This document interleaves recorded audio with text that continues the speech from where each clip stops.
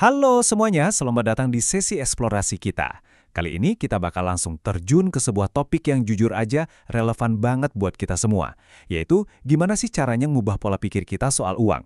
Bukan cuma sekedar soal nyari lalu abis dibelanjain, tapi gimana kita bisa ngamanin masa depan finansial dengan tetap berpegang teguh pada prinsip-prinsip Islami. Jadi di sini kita nggak cuma ngomongin angka atau grafik ngebosenin ya, kita bakal membedah bareng-bareng sumber materi kita tentang sebuah perjalanan komprehensif di mana kebiasaan ngatur uang itu bertemu dengan nilai-nilai spiritual yang mendalam. Yuk kita mulai! Nah, kutipan hadis riwayat Tirmizi ini langsung ngasih kita gambaran yang sangat kuat nih. Coba bayangin, manajemen keuangan dalam kacamata Islam itu ternyata bukan cuma urusan duniawi loh, apalagi sekedar rutinitas buat bayar tagihan bulanan. Enggak, sama sekali enggak. Ini tuh tanggung jawab ilahi yang levelnya luar biasa mendalam. Singkatnya, setiap rupiah yang masuk ke dompet dan keluar dari rekening kita bakal dimintain pertanggungjawabannya nanti. Fakta dari sumber ini benar-benar ngerubah cara kita ngelihat rutinitas kerja kita tiap hari kan? Jadi poin krusialnya begini. Dalam Islam, proses nyari duit atau nafkah itu pada hakikatnya adalah sebuah bentuk ibadah. Banyak banget dari kita yang mungkin kejebak sama ilusi bahwa kesuksesan itu cuma diukur dari seberapa banyak saldo di rekening bank. Padahal, materi yang kita bedah hari ini negasin banget kalau stabilitas finansial yang sejati itu nggak bisa dipisahin dari yang namanya kedamaian batin. Atau bahasa akrabnya, berkah. Kalau nominalnya selangit tapi dapatnya dari jalan yang salah, uang itu justru bakal bawa gelisah, bukan ketenangan. Oke, sekarang kita masuk ke etika dasarnya. Memastikan pendapatan kita itu halal secara syariat dan thoyyib atau baik secara kualitas, itu hukumnya mutlak ya. Nggak boleh melanggar aturan agama, bebas dari tipu-tipu, dan pastinya nggak boleh merugikan orang lain. Kenapa sih ini ditekankan banget? Karena mematuhi etika ini tuh ibarat ngebangun fondasi beton buat dapat kepercayaan jangka panjang, baik dari rekan bisnis maupun pelanggan.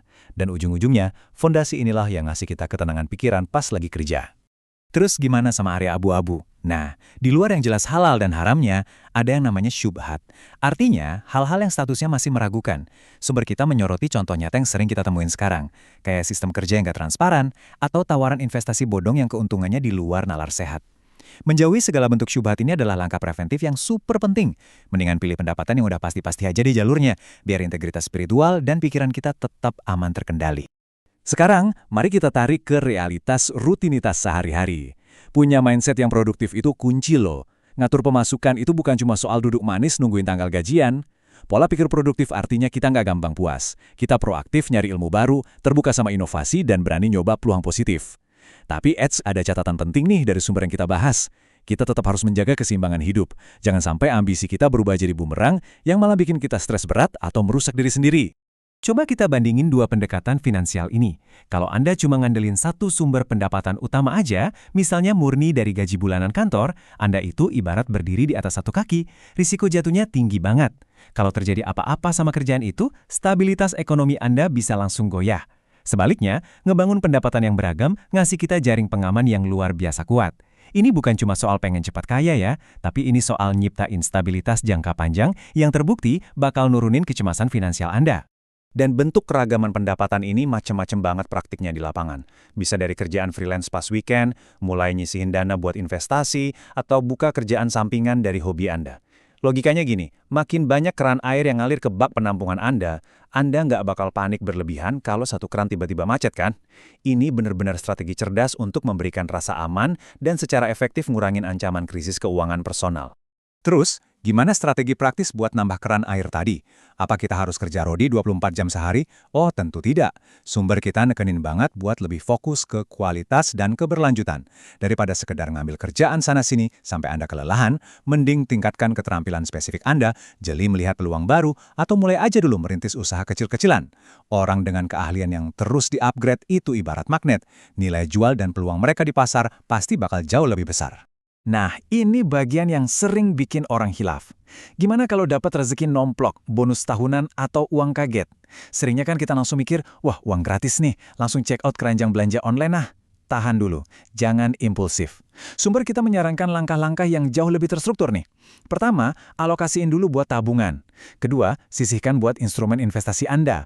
Nah, sisanya baru deh dipakai buat kebutuhan yang memang esensial. Manajemen tepat kayak gini bakal luar biasa mempercepat tujuan finansial Anda. Satu lagi hal yang nggak kalah penting, selalu hargai setiap rupiah rezeki yang datang, sekecil apapun itu. suka ngerasa, ini cuma receh. Jangan salah, menghargai kemenangan-kemenangan kecil ini justru sangat krusial. Sikap ini pelan-pelan bakal ngebentuk disiplin dan kebijaksanaan finansial yang kuat banget di dalam diri kita. Kita jadi belajar menghargai proses sedikit demi sedikit menjadi bukit, yang mana mentalitas ini wajib banget kita bawa dalam perjalanan mengumpulkan kekayaan. Tapi saya harus ngasih peringatan keras nih soal satu jebakan yang sering kejadian tanpa kita sadari. Inflasi gaya hidup. Dulu gajinya pas-pasan, ngopi di warung biasa aja cukup. Giliran gaji naik, merasa wajib ngopi di kafe mahal tiap hari. Kalau gaya hidup ini dibiarkan naik ngikutin gaji, kekayaan Anda nggak bakal kemana-mana. Pengeluaran yang membengkak cuma demi gengsi bakalan menyabotase seluruh usaha keras Anda buat maju. Kalau kita zoom out lagi, narik kembali perspektif kita ke aspek spiritual, cara paling ampuh buat jaga semangat kerja itu sebenarnya soal mengubah niat. Pas kita meniatkan kerjaan sehari-hari sebagai ibadah, sesuatu yang ajaib terjadi. Rutinitas yang tadinya bikin capek luar biasa, tiba-tiba punya dimensi yang lebih tinggi. Dan ini bukan sekedar teori loh, catatan dari sumber kita jelasin. Kalau menggeser pekerjaan jadi ibadah, itu secara natural bakal mendongkrak antusiasme, dan akhirnya bikin kualitas hasil kerja kita otomatis ikutan naik. Pada akhirnya, tujuan tertinggi dari ngatur pemasukan itu bukan cuma sekedar pengen jadi kaya raya, melainkan meraih berkah. Ingat, keberkahan itu nggak selalu bisa diukur lewat nominal angka di layar ATM, tapi dari seberapa besar manfaat uang tersebut buat kita dan orang-orang di sekitar kita. Gimana cara konkret ngebangun keberkahan itu? Sangat sederhana. Perbanyak bersyukur atas apa yang ada, aktif berbagi dengan yang membutuhkan, dan yang paling penting, dengan tegas menghindari hal-hal yang dilarang syariat. Sebagai penutup sesi eksplorasi ini, saya mau ninggalin satu pertanyaan yang cukup provokatif buat Anda renungin sendiri. Pas besok Anda balik lagi ke rutinitas kerja, coba deh tanya ke diri sendiri. Sebenarnya, apa tujuan dari cucuran keringat saya selama ini? Apakah murni cuma sekedar buat nebelin isi dompet? Atau Anda sebenarnya sedang ngebangun sebuah fondasi kehidupan yang utuh dan penuh keberkahan? Semoga pembahasan kita kali ini ngasih insight baru ya buat teman-teman semua. Terima kasih banyak udah menyimak dan teruslah belajar.